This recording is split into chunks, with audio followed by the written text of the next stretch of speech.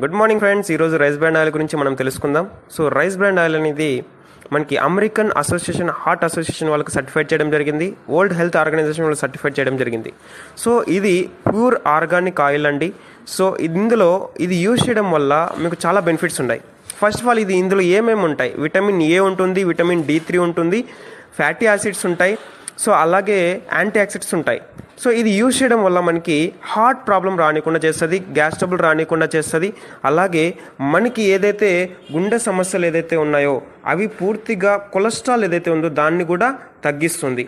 So చర్మం కూడా చాలా అందంగా ఉంటుంది, అలాగే స్కిన్ ప్రాబ్లమ్స్ రానికుండా చేస్తుంది.